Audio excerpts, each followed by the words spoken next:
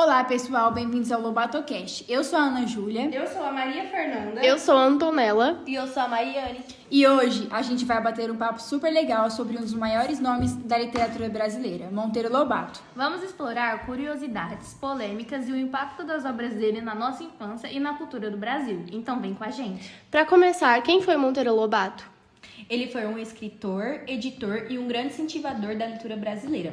Nasceu em 1882 e criou o universo do Sítio Pica-Pau Amarelo, que marcou a infância de muita gente. E o mais interessante é que ele não escreveu só para entreter. Ele usava a literatura para criticar, ensinar e até provocar a sociedade. Verdade? Ele acreditava que um país só cresce com educação e ciência. Ele falava de petróleo, de indústria, de modernização. Um visionário mesmo. Bom, agora vamos para as perguntas que a gente preparou. E a primeira é a seguinte: vocês acham que Monteiro Lobato era à frente do seu tempo ou apenas refletia os valores da época dele?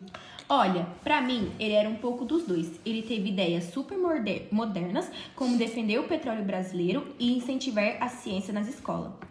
Mas, ao mesmo tempo, ele também tinha pensamentos que hoje são problemáticos, como algumas descrições racistas, principalmente sobre a tia Anastácia. Sim, então dá pra dizer que ele foi um grande pensador, mas também um homem do seu tempo, com coisas que a gente precisa olhar com senso crítico hoje. O Sítio do Pica-Pau Amarelo ainda tem espaço nas escolas hoje? Com certeza, as histórias continuam sendo muito ricas. A Emília, o Visconde e a Narizinho são muitos personagens muito incríveis. Mas é importante que as escolas atualizem o jeito como apresentam essas obras, com discussões sobre o contexto histórico, sobre preconceito e incentivando a leitura crítica. Exato, não é cancelar o autor, mas entender o que pode ser melhorado e o que ainda pode ser aproveitado. Agora, uma curiosidade que eu adoro. Vocês sabiam que o Monteiro Lobato queria trazer petróleo para o Brasil? Como isso aparece nos livros dele? Sim, ele era obcecado por essa ideia. No livro O Poço do Visconde, ele colocava o Visconde na Sabugosa, perfurando o solo em busca de petróleo no sítio. E isso é muito legal, porque ele falava disso numa época em que ninguém levava essa ideia a sério no Brasil. Ele defendia a industrialização quando o país ainda era muito rural. A gente vê como ele usava os personagens infantis para discutir temas de adulto e fazia isso de forma acessível sem ser chato. Trouxemos uma personagem muito especial, a Emília do Sítio do Pica-Pau Amarelo.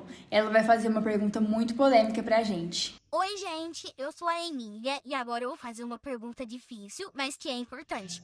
Como vocês veem as acusações do racismo nas obras dele, especialmente na forma como ele descreve a tia Anastácia? É um ponto que precisa ser falado. As descrições da tia Anastácia muitas vezes usam termos pejorativos que hoje são inaceitáveis. A personagem é muito importante e forte, mas o jeito como ela era tratada como inferior ou submissa reflete preconceitos da época. Por isso é tão importante ler essas obras com orientação, para entender o contexto e refletir como a gente pode evoluir como sociedade. A literatura também serve para isso, para mostrar o que era e nos ajudar a construir um futuro melhor. Agora, para fechar esse bloco, se vocês pudessem conversar com o personagem do sítio, quem seria e o porquê? A Emília, ela é curiosa, questionadora, sempre fala o que pensa. Eu ia adorar conversar com o Visconde de Sabugosa, ele é super inteligente e adora a ciência.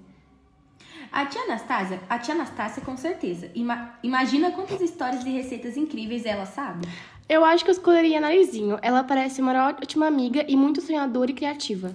Mesmo com altos e baixos, não dá para negar o impacto que o Lobato teve na literatura brasileira. Ele criou um universo que valorizava o folclore, a cultura nacional e falava com as crianças de forma inteligente. E até hoje ele influencia autores, educadores e artistas.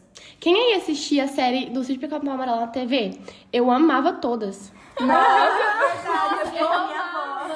Nosso episódio está chegando ao fim. Foi muito legal conversar sobre Monteiro Lobato, com todas as suas qualidades e também os pontos que precisam ser discutidos.